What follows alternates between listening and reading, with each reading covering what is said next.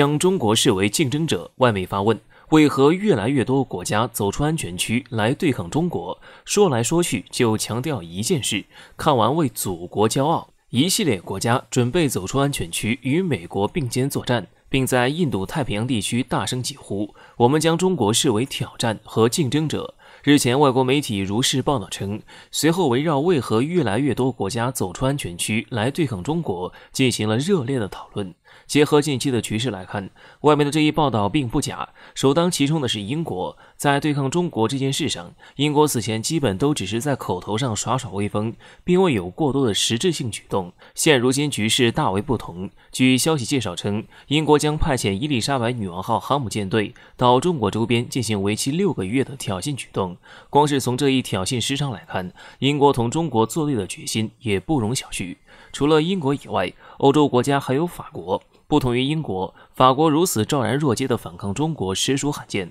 分析人士指出，法国此举或表明欧洲国家在干涉印太局势这件事上已经蠢蠢欲动。接下来则是日本和澳大利亚。作为美国在印太地区的忠实盟友，日本和澳大利亚的出现并不奇怪。需要人警惕的是他们的挑衅力度。从近期日本以及澳大利亚在中国敏感问题上的一系列挑衅来看，其似乎展现了比美国还要强烈的与中国对抗的决心。那么到底是什么促使越来越多的国家起来对抗中国呢？外媒的报道给出了一些解答，其表示，无论世界同不同意美国当今对待中国的政策，不可否认的一点是，当今世界上许多国家都对来自中国的稳定威胁表示担忧。看到这里，大家有没有很熟悉？这似乎同西方国家一直以来鼓吹的中国威胁论不谋而合。那么某种程度上来说，各国认为中国的威胁越大，是不是就代表着中国的实力越强？与此同时，报道也对西方国家不远万里来到中国周边进行挑衅举动表示理解。在他们看来，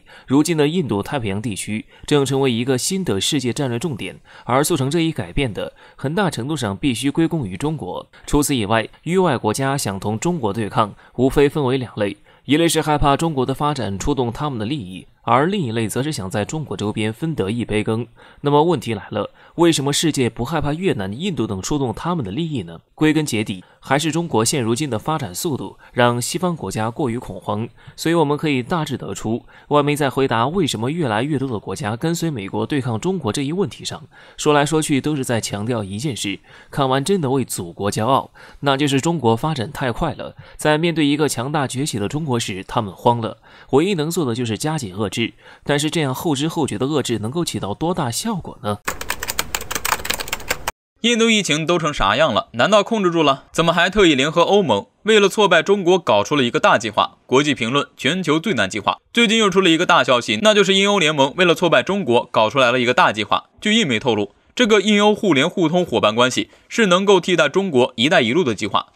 将能够实现非洲、中亚、印太在内多个地区之间互通互联的综合性伙伴关系。好家伙，印度这是疫情控制住了，不然怎么还有心情搞大计划？或者说，印度对中国究竟有多大的怨念，以至于在疫情每天新增病例还是30万打底的时候，依然要联合欧洲打造一个大计划来针对中国？相信经常看新闻的朋友肯定知道，自从4月5日开始每日新增突破10万例之后，在短短几天时间内就再次突破了30万，并且开始一直保持这个数据，以至于国内一片大乱，各种医疗措施全部乱套了，依然每天有数不清的人失去生命。而在这样关键的时候，印度一直号称是好朋友的美国却对印度的求助当作看不见，唯有中国当机立断向印度伸出了援助之手。虽然美国在几天后也明确表态会帮助印度，但是当时印度国内一片咒骂美国的声音，甚至还有大批呼声让莫迪下台。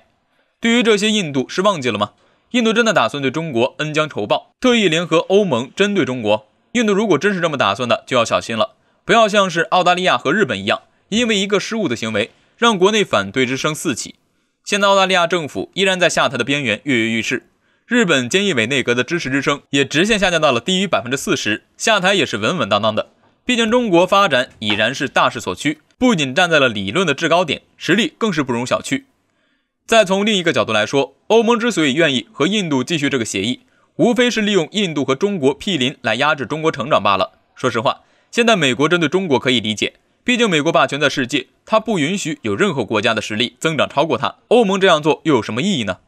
欧盟和中国利益点并不冲突，而且中国向来尊重每个国家的主权。欧盟这样做难道是受美国指使，或者说想要在美国针对中国的时候也来浑水摸鱼？不过就像是欧洲议员米克·华莱士先生说，欧盟打错主意了，印度糟糕透了，和中国完全没有可比性。欧盟应该清醒一点，实事求是地看待中国和印度。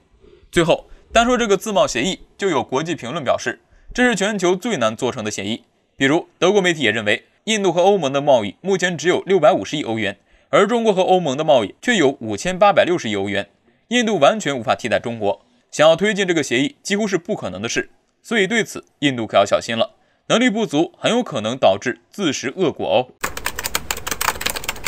中国打响反制澳大利亚第一枪，为什么说俄罗斯成为最终受益者？近段时间以来，美国逐渐加大对中国的打压，试图遏制中国的高速发展。澳大利亚也紧跟其后，毫无底线地破坏了与中国的合作协议。对此，中国决定无限期暂停双方之间的一切经济活动。此事一出，立刻在澳大利亚引发了轩然大波。即使有众多媒体和学者出面，企图淡化此举带来的影响，可澳大利亚的市场依旧在逐步骤降。中国的反击可不仅仅于此，未来更强的反击还在路上。据彭博社5月10日报道称，已经有2家中国天然气进口商拒绝进口澳大利亚的天然气，这一消息立马引发了澳大利亚的全民热议。这也是中国在宣布对澳制裁后的第一枪。虽然这项举措是在中国宣布对澳制裁后才出现的，但早在2020年这件事就已经有了苗头。据当时澳大利亚最大的油气出口商透露称，该公司和中国企业正在进行的有关天然气填河的项目被暂时中断，并且时至今日该项目也没有再启动的意思。可以预见，澳大利亚天然气出口商们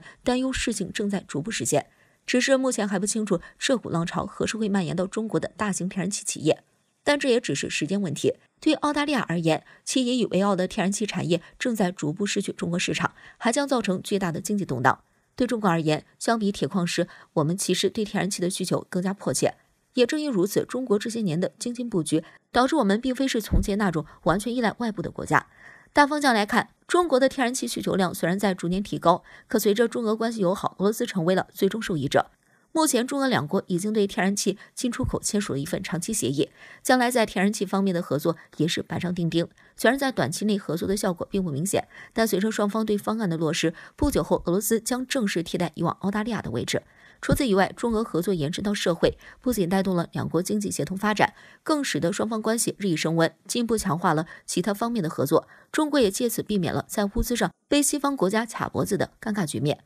澳大利亚作为一个以变卖资源为主的农业发达国家，自身行为产生的后果正在逐渐显露，世界将看到其无底线针对中国的惨痛代价。